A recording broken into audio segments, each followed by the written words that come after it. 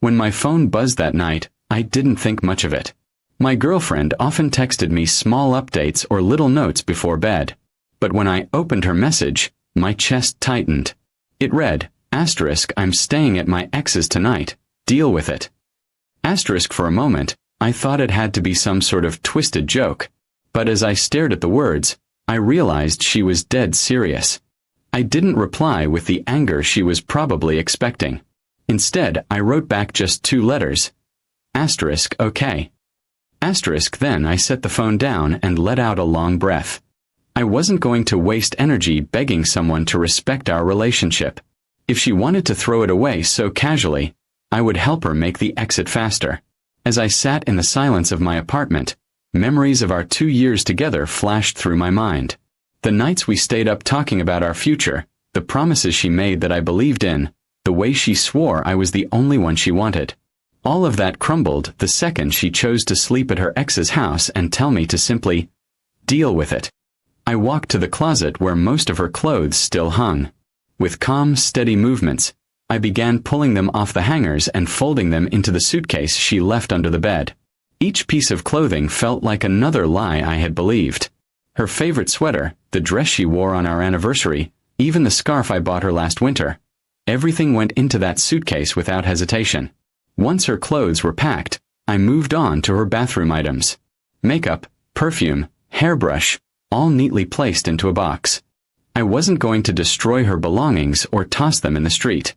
I just wanted them out of my home, out of my space, out of my life. By the time I was finished, her presence in my apartment had been erased. The quiet felt different now. It wasn't lonely, it was freeing. For the first time in months, I could feel the weight lifting off my shoulders. Maybe deep down I knew something like this was coming. Her late nights, her constant texting with friends, her sudden need for space, all the signs had been there. I just refused to read them. As I zipped up the suitcase, my phone buzzed again. Another text from her. Don't wait up. I'll be back tomorrow. I stared at the screen and almost laughed. She really thought she could stroll back here after spending the night with her ex and everything would be the same. That's when I decided her tomorrow in this apartment would never come. I placed her suitcase and the box of her things neatly by the door. Then I took her house key off the hook and slipped it into the suitcase pocket. I wasn't going to deal with late-night arguments or tears when she came back. I wanted her to walk in, see her things waiting, and realize her choices had consequences. Hours later, I finally went to bed. For once, I didn't toss and turn. I slept soundly, knowing I had taken back control of my life. When I woke up the next morning, I made coffee and waited calmly for the sound of her key turning in the lock. But instead, I heard a knock on the door. She didn't even try the key. Maybe she had already sensed something was different. When I opened the door, she stood there, still in yesterday's clothes, her eyes tired but defiant. Her gaze immediately dropped to the suitcase by her feet. "What's this supposed to mean?" she asked, her voice sharper than usual. I simply said, "It means you don't live here anymore." Her mouth opened in shock, as if she couldn't believe I'd actually followed through. She tried to argue, tried to say it was just one night, and that I was overreacting. But I stayed calm and repeated, "You made your choice last night. This is mine." The more she spoke, the clearer it became that she never expected me to stand up for myself. Eventually, she gave up and grabbed the suitcase handle. I watched her drag it down the hall, muttering under her breath. But I didn't feel sadness.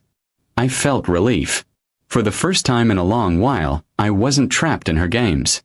I was free from the constant worry and disrespect. As the door closed behind her, I sat back down with my coffee and let a small smile form. It hurt to realize she wasn't the person I thought she was, but it was better to know now than later. Love should never feel like a battlefield where one person holds all the power. I had lost her, but in truth I had gained something much more valuable. My self-respect. That was the morning I promised myself something. I would never again beg someone to stay. If they wanted to leave, I would let them. Because the right person wouldn't need convincing to choose me every single day.